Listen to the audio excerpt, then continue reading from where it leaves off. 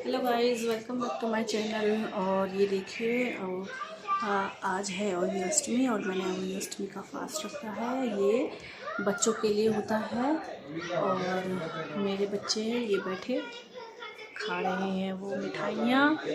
और अब मैं अवनी अष्टमी की पूजा करूँगी, माता रानी की सबकी।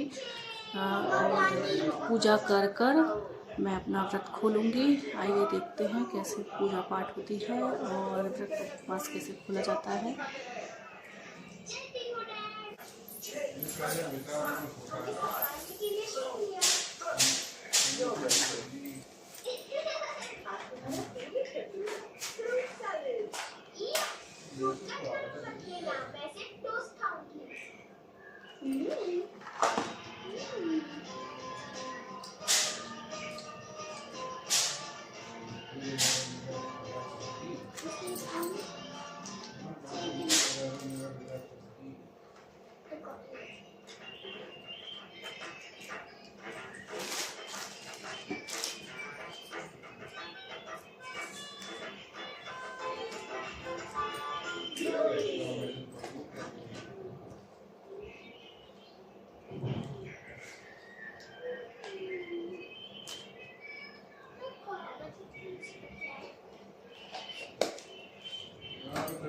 अन्नकूट का क्षेत्र है।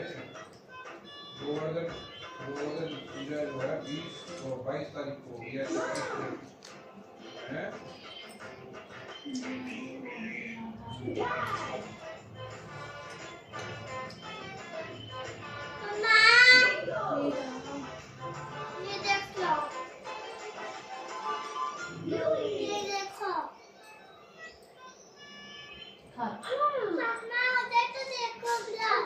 आ जाओ, कहानी सुनाओ। ग्लास तो देखो। हाँ, फिर पानी फैला दिया।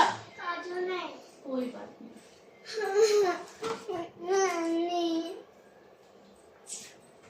आ जाओ, कहानी सुनाऊंगी मैं। कथा सुनाऊंगी अबोई माता की। इतनी जल्दी तुम ये कौन है? ये कौन है? इधर बैठो, इधर बैठो, इधर बैठो। कौन इधर है? बैठो। ये कौन है? ये ओही माता है, उनका मम्मी ने वास रखा है और मम्मी पूजा करने जा रही है। आओ तुम भी देखो कैसे करते हैं पूजा। और ये जलेबी खाने में क्या आया नहीं जा रहा है। ओह, तुम अकेले बचे हो तो गुड बोलो मॉर्निंग। पेशेंट वाला रेडी हो? रेडी। कहानी आ जाओ, कहानी सुना दूं। आओ, ये तुम्हारे हाथ में क्या है? ये मेरी बच्चों से बोल रही हूँ मैं। आ जाओ बच्चों।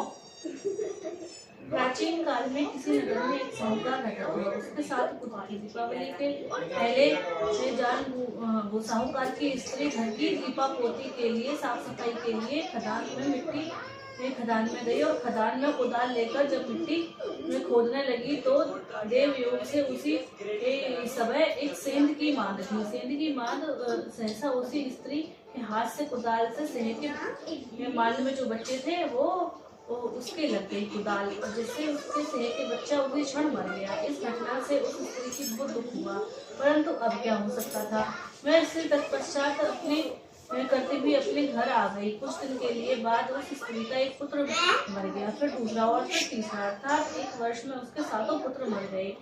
इस पर वह स्त्री रात दिन अत्यंत दुखी रहने लगी। एक दिन अपने पड़ोस की स्त्रियों से रोकर उसने कहा कि मैंने जानबूझकर कोई पाप नहीं किया। हाँ, एक बार मैं मिट्टी खोदने खदान में गई थी तो मिट्टी खोदते खोदते सहसा मेरी कुल्हाड़ी उस पर सेंध के बच्चे पर लग गई और वह मर गया। तभी से 1 वर्ष के भीतर मेरे सारे बच्चों का सारे पुत्र मर गए। यह सुनकर उस स्त्री ने धैर्य देते हुए कहा कि तुमने एक सेंध के बच्चे को मारा है तो वह उससे सुनकर तभी आधा पाप नष्ट हो गया था। आपको पश्चाताप हुआ तभी आपका आधा नष्ट हो गया। तो अब तुम उस अष्टमी को भगवती की शरण लेकर सेंध के बच्चों का चित्र बनाकर उसकी पूजा किया करो और क्षमा याचना करो। ईश्वर की कृपा से तुम्हारे समस्त पाप धुल जाएंगे और तुम्हें पहले की तरह ही पुत्रों की प्राप्ति हो जाएगी।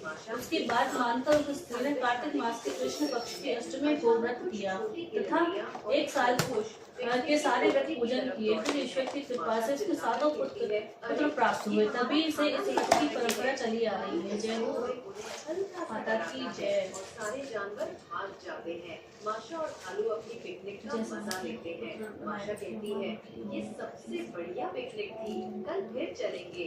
भालू मुस्कुराता है और सोचता है, बस कल हल्की टोकरी बनाएंगे। पिकनिक के बाद भालू थोड़ा थक जाता है, वह पेड़ के नीचे सो जाता है। माशा धीरे से कहती है, भालू सो रहा है, मैं चुपचाप खिलौनों से खेलती हूँ। लेकिन माशा कहाँ चुप रहती है, उसकी आवाज से भालू उठ जाता है। शाम होने लगती है, दोनों वापस घर लौटते हैं।